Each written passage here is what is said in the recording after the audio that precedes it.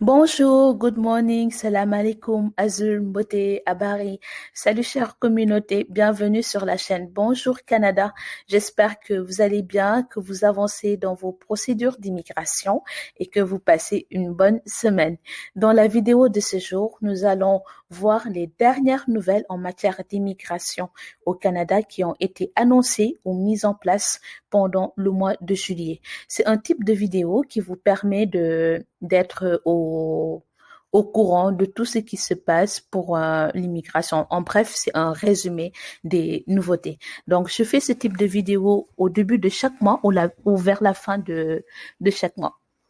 Restez connectés, regardez jusqu'à la fin, prenez quelques minutes de votre précieux temps pour regarder cette vidéo. Peut-être qu'une information ou une nouvelle, une annonce vous permettra de voir l'accomplissement de votre projet. Merci de vous abonner et d'activer la cloche afin de recevoir les notifications pour les prochaines vidéos.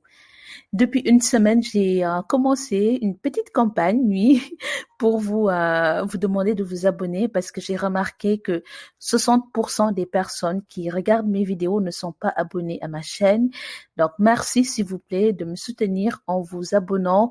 Je souhaite atteindre les 100 000 abonnés d'ici le 31 décembre 2021. Merci de vous abonner. Cliquez sur le bouton abonner. Ça vous prend une seconde. C'est gratuit et ceci va me permettre d'être beaucoup plus visible sur YouTube et d'avoir beaucoup plus d'impact dans cette plateforme. Si vous appréciez mes vidéos, merci de mettre un j'aime. Ceci va aider l'algorithme de YouTube à recommander mes vidéos. Donc, allons-y pour la vidéo de ce jour. Pendant le mois de juillet, le gouvernement a annoncé l'ouverture des frontières que les personnes immigrantes et leurs proches attendaient tant. Dans la province de Québec, la réduction de la pénurie de main-d'œuvre reste prioritaire. Pour ce mois-ci, les nouvelles concernent donc premièrement, nous allons voir l'ouverture des frontières canadiennes en août et septembre.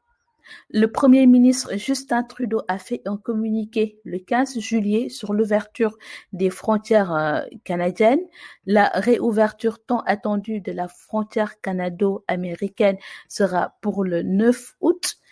Et Ottawa prévoit d'autoriser les Américains entièrement vaccinés et les résidents permanents à entrer dans le pays à partir du 9 août 2021. Les voyageurs entièrement vaccinés de tous les autres pays devraient être accueillis à partir du 7 septembre à condition que la situation sanitaire reste favorable. Donc, j'ai fait une vidéo sur ce sujet et je vous laisse le lien en haut à droite de votre écran. Ensuite, il y a le ministre de l'Immigration, Marco Mendicino, qui invite les résidents temporaires francophones vivant en dehors de la province de Québec à demander la résidence permanente. Sincèrement, j'apprécie beaucoup ce ministre, Marco Mendicino. Le 12 juillet 2021, oui, le ministre de l'Immigration, Marco Mendicino, a invité les résidents temporaires francophones ou bilingues qui sont en dehors de la province de Québec à demander la résidence permanente. L'immigration est essentielle à la vitalité des communautés francophones du Canada, y compris les communautés acadiennes du Nouveau-Brunswick. C'est pourquoi l'honorable Marco Mendicino, ministre de l'Immigration, et Madame Liane Roy, présidente de la Fédération des communautés francophones et acadiennes du Canada, ont invité les résidents temporaires d'expression française à se prévaloir de la nouvelle voie vers la résidence permanente récemment lancée par le gouvernement du Canada. Donc, pour rappel, les candidats ont jusqu'au 5 novembre pour bénéficier de cette voie d'accès facilité.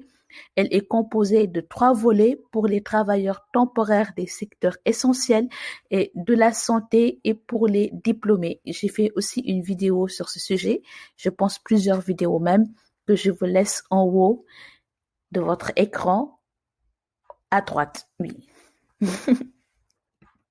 Ensuite, nous avons la possibilité de demander un permis de travail ouvert pour les demandeurs de la résidence permanente dans le cadre de la voie d'accès facilité.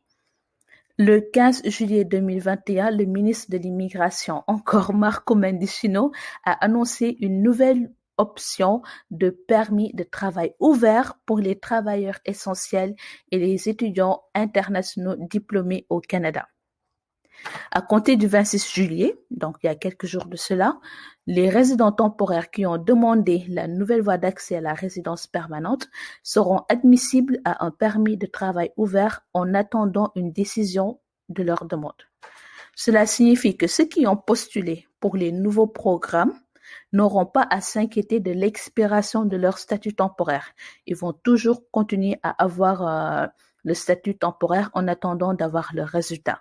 Si leur permis de travail ou d'études actuel expire avant qu'ils aient leur réponse, avant que Immigration Canada approuve ou refuse leur demande, ils peuvent demander un nouveau permis de travail qui leur permettra de travailler pour n'importe quelle entreprise et dans n'importe quelle province.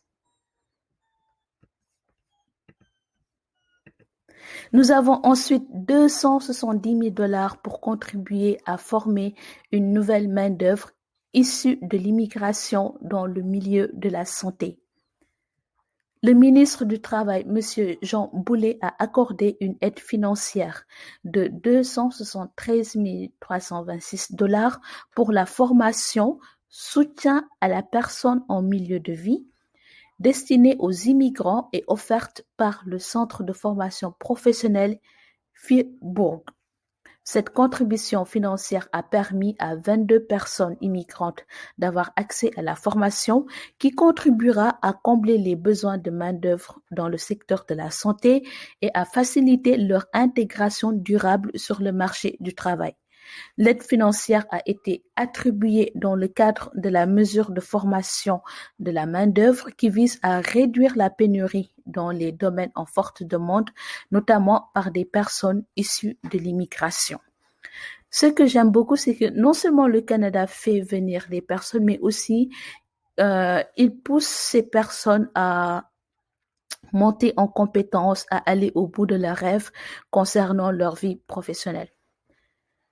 Ensuite, nous avons un nouveau système de points pour les candidats sur Arima.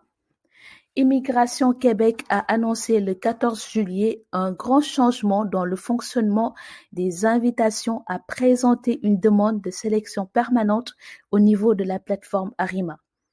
Le nouveau système de distribution de points change. Les personnes qui ont déclaré de vouloir s'installer de manière permanente dans la province de Québec auront jusqu'à 380 points supplémentaires. Au total, chaque candidat peut obtenir un maximum de 1300 points. 580 d'entre eux concernent le capital humain, notamment maîtrise du français, bilinguisme, âge, scolarité, et les 740 autres touchent les besoins du marché du travail, notamment l'expérience et études au Québec, secteur en pénurie, emploi en dehors de la métropole. Les époux et conjoints de fait permettent de gagner des points parmi ces critères. Si deux candidats obtiennent le même nombre de points, c'est le premier à avoir présenté sa demande qui sera privilégié. Donc, voici le nouveau système de points pour les candidats dans la plateforme Arima. Je ferai une vidéo sur cette thématique bientôt. Et en dernier, nous avons le Conseil du patronat présente 10 solutions incontournables pour réduire la pénurie de main-d'œuvre au Québec. Le Conseil du patronat est une organisation qui vise à défendre les intérêts de plus de 70 000 employeurs québécois.